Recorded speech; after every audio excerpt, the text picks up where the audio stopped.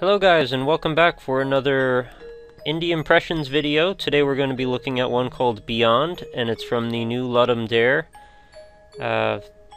Really reminiscent of FRACT. I really love this title screen, actually. It's quite beautiful.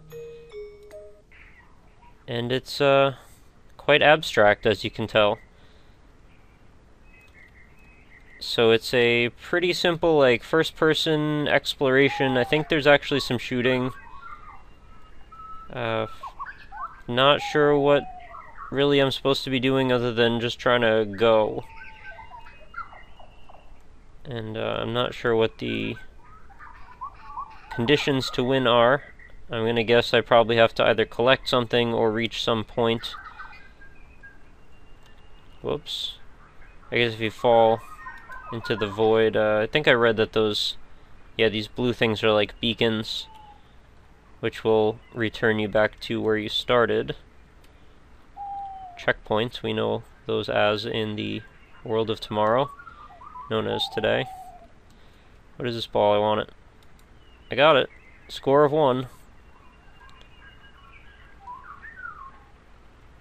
It's kind of surreal that there's birds chirping when I'm, like, floating in space.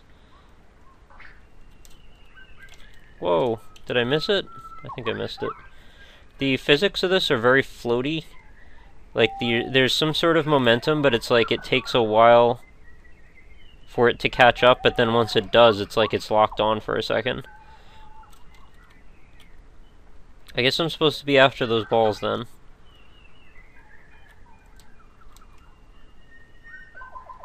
And not sure how I'm supposed to get some of them, but I guess that's the challenge, right?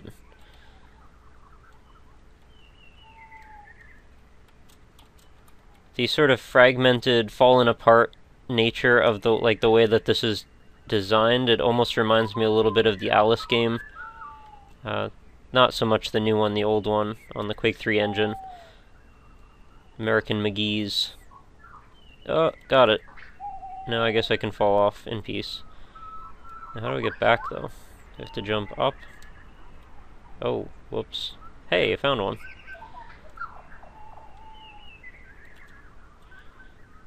The Ludum Dare page has provided me with quite a bit of gold that I plan on mining for the next few episodes. I was actually really surprised with how many competent games there are for a competition that's really short, and I imagine not a lot of people would finish their games, but, you know, some of them seem really interesting. And finished or not, you know, sometimes there's still a good concept at the core of something that's worth exploring. And I wouldn't say that this is nearly as compelling as FRACT, but it does share a lot of similarities.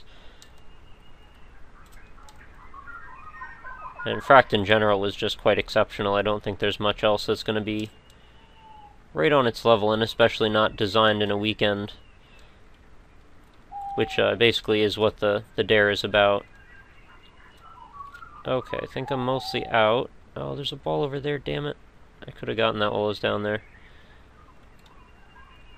Oh, well, I think I might... No? I was about to fall back down anyway.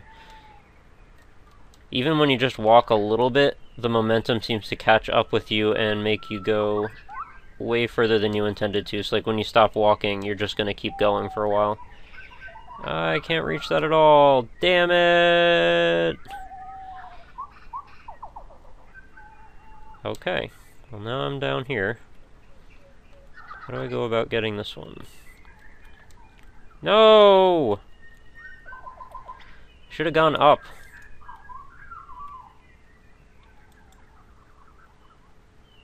Now the control said something about shooting, so I'm wondering what... That's not fair. I didn't hardly move. But I wonder what the shooting is about, because shooting implies that there would be something to shoot.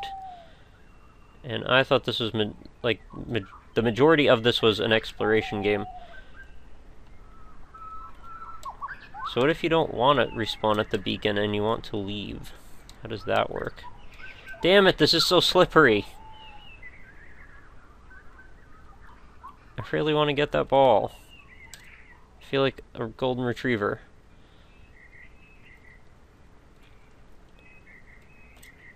It's like kind of like you're skating on ice everywhere you go.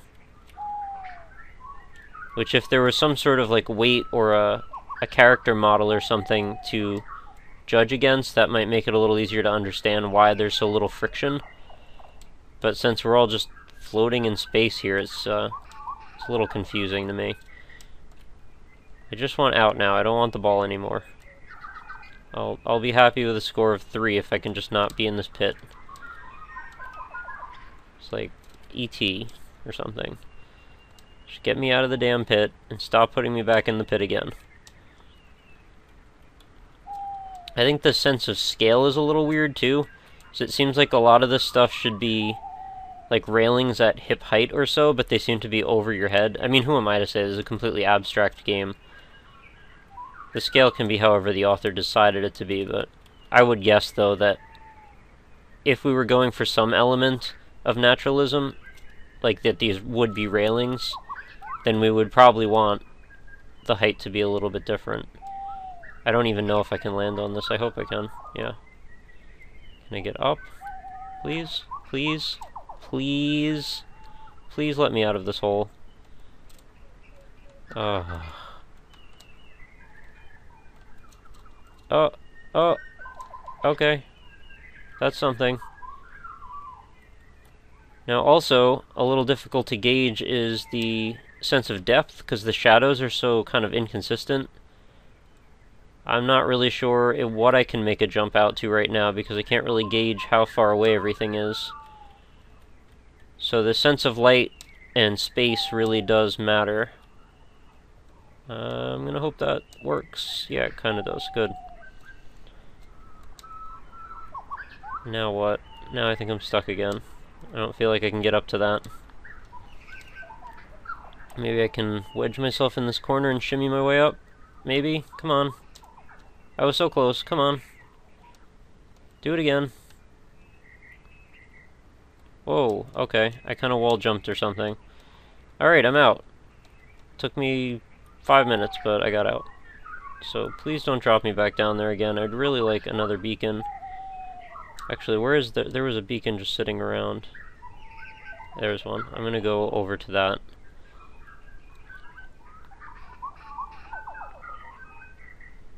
Whoa, I almost just went off the edge because of the friction. Alright, I think I've checked my point.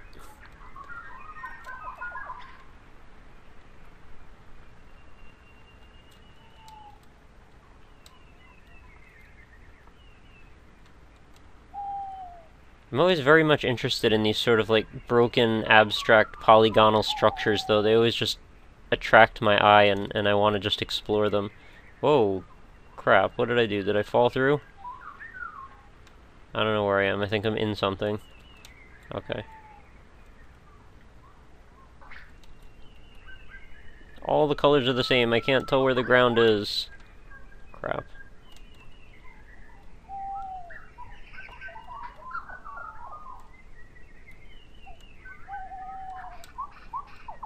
Also has a very Darwinia feeling, and I think I said the same thing about FRACT. They both do. One day I have to actually play Darwinia. Talked about it so many times, but I never really spent any time with it. I was just completely attracted to it by its art style. Damn you!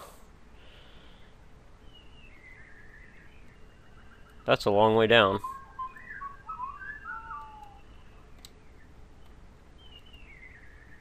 And everywhere I go, I feel like I'm really far away from everything.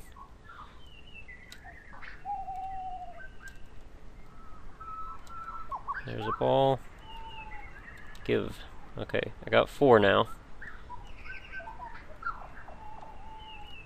Might have been way more exciting if the author made those balls each worth 100 points. I'm just kidding, it really doesn't matter. I probably wouldn't have called it score, though. Because something about having a score that never ends up like much higher than 10 or 12 seems just really lame. If I called it like collection or items or something more vague, it would have given them more of a sense of weight. Because score is like we're all conditioned to play arcade games where you get hundreds and thousands and millions of points just for shooting one thing. So I know it's completely a psychological, stupid mind game, and it's really unnecessary, but it's just one of those things that would make people perhaps more excited or something. But I probably don't need to say it. I'm enjoying the concept of this, but the execution could use a little bit more work. But I really can't fault the author too much considering the time this was developed in, and how much actually does work. I mean, there's even lighting. Look at that. I certainly couldn't do better myself, is what I'm trying to say.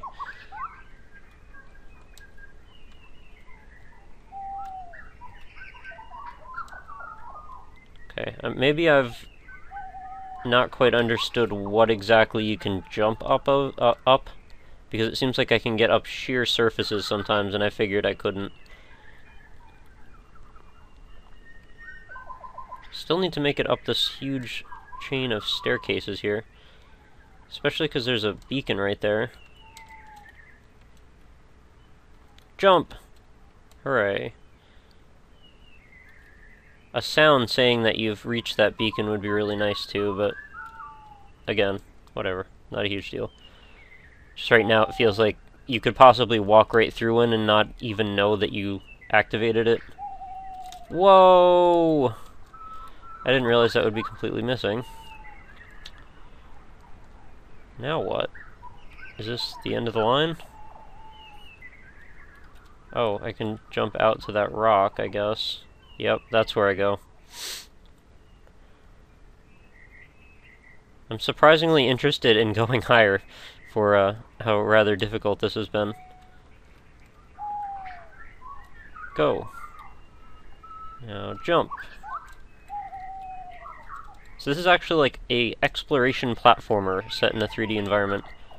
If this had some sweet like Mirror's Edge style parkour and like really dead-on awesome physics, count me in. I would be super psyched about this.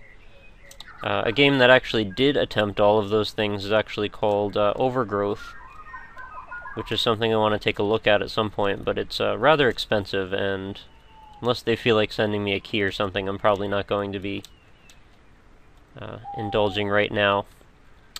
Damn it! I don't want to land there either.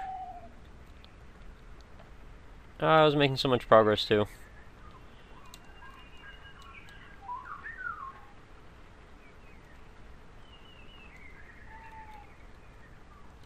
I wonder where the bird sounds idea came from. This is like so far removed from anything that would have birds chirping in it. Ugh, okay. It's getting a little bit difficult to keep going. But if the dev of this ever watches it, know that I enjoyed the idea very much, and I enjoyed the graphics very much, with a couple caveats. And I would definitely sit and play this longer. But I would like a little bit more grounding with the physics if possible, and a little bit more shading that would help me tell where I can stand, if that makes sense. You saw me like slipping down edges, and I couldn't quite tell where the ground was. I don't necessarily want to see actual textures on the surfaces, but just something to differentiate them a little bit better. Just give me a better sense of the depth. But I'm very interested in it. I like it. I don't understand the birds, but it's cool. So I'll put the link. You guys can download it, try it out, see if you can get a higher score than 6. Which you probably can. I probably can too. I just haven't taken the time yet. Thanks very much for watching, and I hope you come back next time for another awesome indie game, and have a great night.